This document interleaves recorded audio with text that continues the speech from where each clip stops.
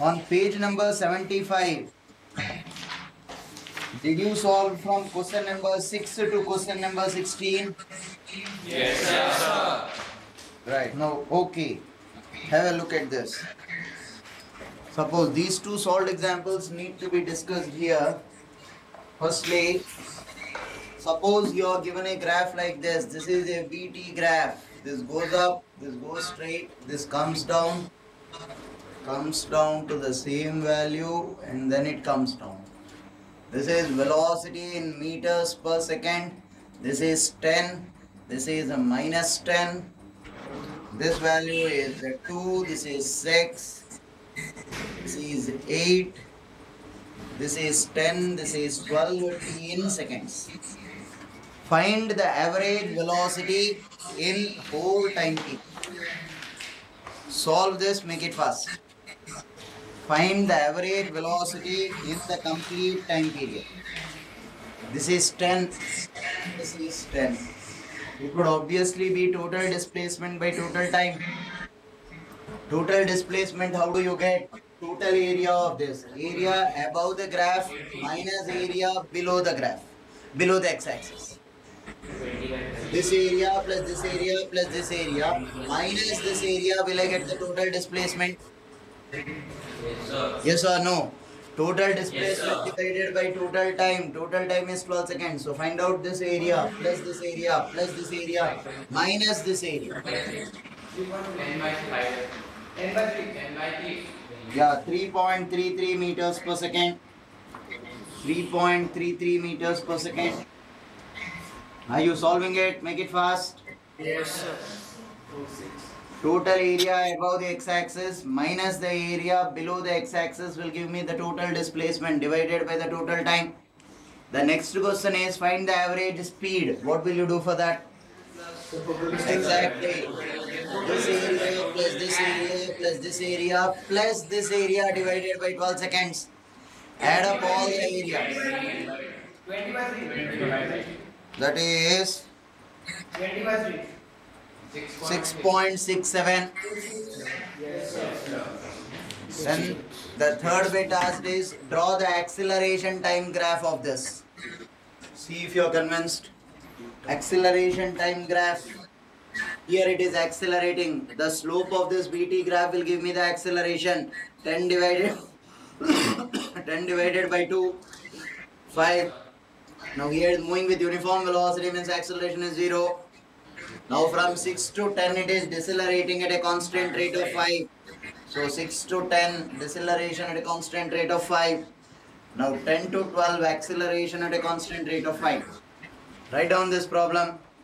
A car accelerates from rest. Close the booklets and solve this.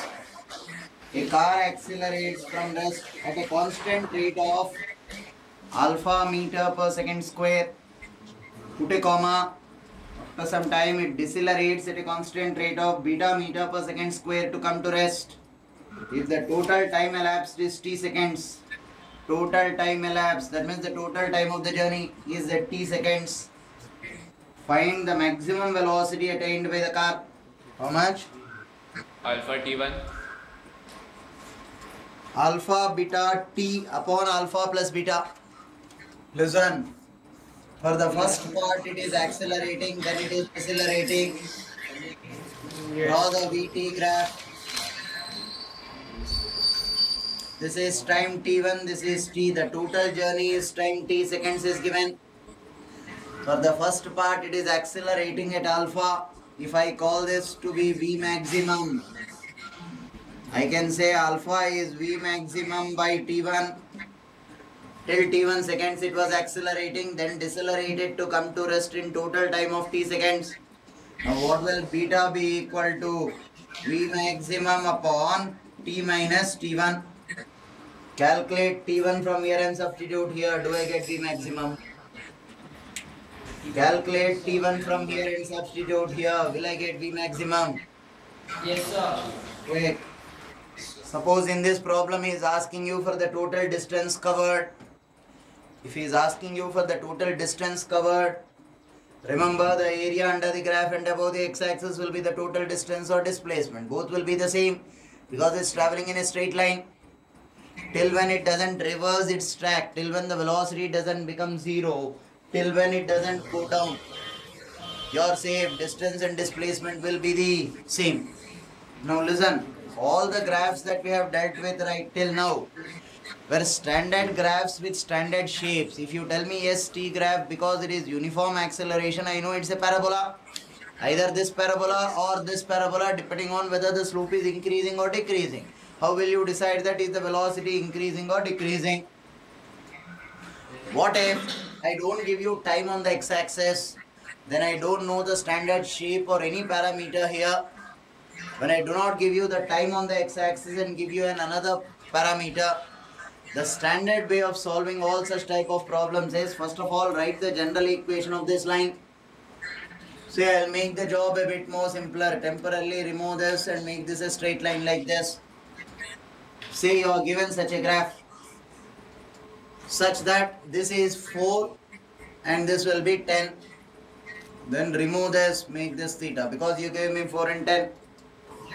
Right. So there is some graph given. Right now I am taking only a straight line. Should that always be a straight line? Necessarily need not be. But right now you know the general equation of a straight line. So I am explaining this concept using a straight line. So in such type of problems, whatever he may be asking for, first you should be able to write the general equation of the straight line. How do I write the general equation of this straight line? Y is equal to mx plus c. Y is velocity, slope is 10 by 4, yes, plus 0. V is equal to 2.5, yes. Now suppose he is asking for acceleration here. Differentiate this. dV by dt is 2.5 into ds by dt. You know ds by dt is velocity and you already know the expression for velocity. Write this as 2.5 into the expression for velocity is 10 by 4 into s. So now I get acceleration is 6.25. 6.25. So if you ask me to draw a graph for acceleration displacement, it is no issue for me. It is y equal to mx plus c, where m will be the slope as 6.25. Yes, sir. Or even if you ask me the value for acceleration, I am okay with it. Tell me at what displacement do you need the acceleration, I will put the displacement and I will get the acceleration. Yes, sir. Right, but for that don't take the slope of this line to be the acceleration. Here it is velocity displacement graph. Whatsoever it may be, velocity displacement graph, anything. For that instance, till now you have been drawing graphs for uniform acceleration only. What if acceleration was also changing? For instance, a graph like this goes, this is given as 2, this is given as 2, this is given as 1. Right? This is an acceleration time graph. Till now, whatever, don't take it for granted that if time is there on the x-axis, I can take the standard shapes with me. All those graphs which we have dealt in the previous class and the starting of today's class have time on the x-axis and acceleration to be uniform. Now here acceleration is not uniform, acceleration is also changing with time. Then can I use the standard graphs? In the previous case we took displacement time graph. What did we do? S equal to ut plus half at square. I assumed dA to be constant. But here acceleration is not constant. So don't use any of those standard graphs. Write the general equation of this. This is in seconds. This is in meters per second square. Now y equal to mx plus c. Now slope will obviously be 2t minus 2. Acceleration is 2t minus 2. Now if he is asking for velocity, he will give you the limiting values. That velocity at time t equal to 0 is this. In the question it will be stated that at time t equal to 0, velocity is some value. Why will he give that? Now I write acceleration as dv by dt. This is 2t minus 2. dv is 2t minus 2 dt. I'll integrate this at time t equal to 0. Say he told me in the question that the velocity is 0. Then at time t equal to t, find out the velocity. I will get velocity as a function of time. And he will ask me velocity after 2 seconds, 3 seconds, 4 seconds, whenever he wants. Substitute that value of time here, you will get the expression for velocity. By chance he is asking for displacement. Now from this equation I will get v is equal to 2t square by 2 minus 2t. Now write the velocity as ds by dt. Again take dt towards the right hand side and integrate. Will you get the displacement after time t? Yes, sir. Sure. Yes, sir. Yes, sir. So the general procedure followed in all these circumstances where either acceleration is not uniform or the x-axis is not time. First write the general equation of that curve. From the general equation, whatever, there are only three things that he can ask here, either velocity, acceleration or displacement. Right? If he is giving you velocity as in this curve, he'll ask you for acceleration or displacement. If he is giving you the acceleration, he'll ask you for velocity or displacement. Quite obviously the other two can be manipulated for. Yes, sir. Yes, sir. By the way, you have an idea on log functions, right? Yes, sir. Now here, if by chance I calculated acceleration, if he asks for velocity, I would write this as ds by dt is equal to 2.5 s. ds by s is 2.5 dt. Will I get the expression for displacement? The only difference is I will get it in log functions. Integral ds by s is log x. Yes, sir. Integral dx by x is log x to the base e. Integral ds by s is log x, log s to the base e. Right? Yes, sir. Quick. Now fine. Have a look at this. Did we deal with the cases of a balloon going up and you're dropping your body? Yes, sir. Velocity of the body with respect to the balloon plus velocity of the balloon with respect to the ground. You will get the velocity of the body with respect to ground. So when a balloon is going up and you drop a body, the initial velocity of the body you will take to be the velocity of the balloon. Balloon. Right. Now we introduce the concept of relative velocity, but before that, have a look at this. Did you solve this problem on two cars, A and B, going for a car race? Write down this problem. It is a very amusing problem. All that you will have to do is solve using v equal to u plus at, v square is equal to u square plus 2s, or s equal to ut plus half at square. Only these three equations will be used. But yet, you see the struggle you will have in simplifying this problem.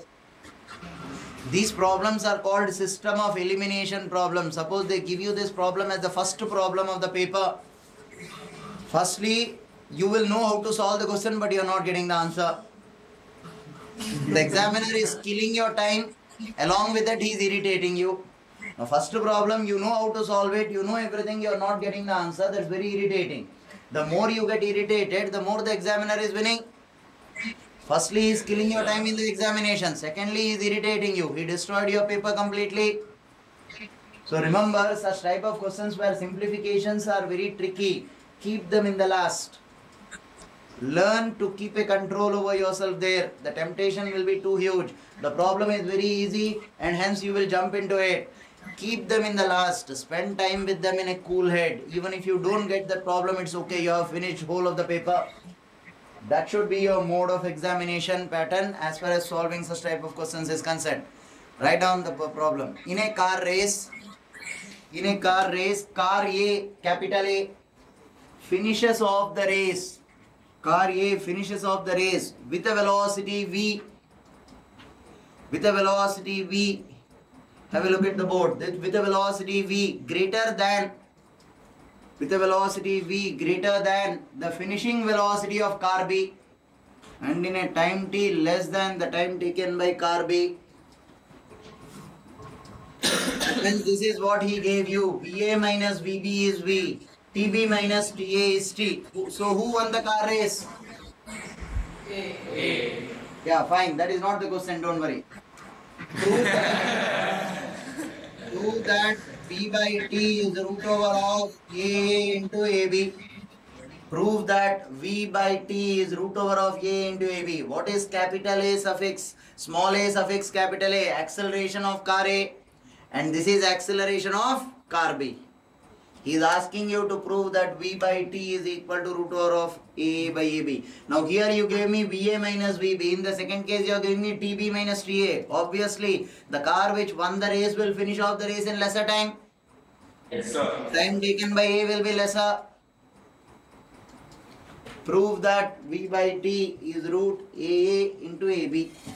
Here, V by T, watch out for this. V is VA minus VB divided by TB minus TA. What is VA? Velocity to reduce the formula V square is equal to U square plus 2AS. I use the formula V square is equal to U square plus 2AS. Fair car race, initial velocities will be 0. In a car race, they start from rest. So, initial velocity is 0 means V square is equal to root over of 2AS. And displacement of both of them should be the same. Now, when it comes to time, I'll use the formula SC is equal to half AT square. T is root over of 2S by A. Root over of 2S by AB minus root over of 2S by AA. Now when I cancel this out, this is root over of AA minus root over of AB, root over of AB minus root over of AA. Sorry, AA comes here, root A into AB. Fine, listen to this. We shall introduce the concept of relative velocity. What do you mean by relative velocity here? You are describing the motion of one with respect to the other. The definition of relative velocity is relative velocity of one with respect to two. Relative velocity of one with respect to two. With respect to whomsoever you are describing will become the observer. The definition is V1 minus V2. Do you have absolute motion? We do not have absolute motion. Always you will be describing the motion of one body with respect to the other. That means velocity of 1 with respect to 2 will be velocity of 1 minus velocity of 2. This velocity of 1 and 2 are with respect to what? Temporarily, if nothing is told, take it to be with respect to ground. Velocity of 1 with respect to 2 is velocity of 1 minus velocity of 2. So, who is the observer here? Whoever comes in the second position, his velocity is subtracted and he is the observer.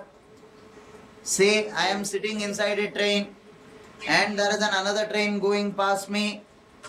Now, if it so happens that this train is also moving with velocity of 40 kilometers per hour and the neighboring train is also moving with 40 kilometers per hour, what will I see the other train as? I will feel the other train is at rest. Why will you see the other train as rest? It is V1 minus V2. And difference of both will become 0. V1 minus V2. So I will see the neighboring train to be at rest. Hence, whoever is the observer, his velocity need to be subtracted. That means you are describing the motion of one with respect to two. You are describing the motion of one with respect to two. This is what we define as far as relative velocity concept is concerned. Let us take one standard example here. There is a man standing here and a man standing here.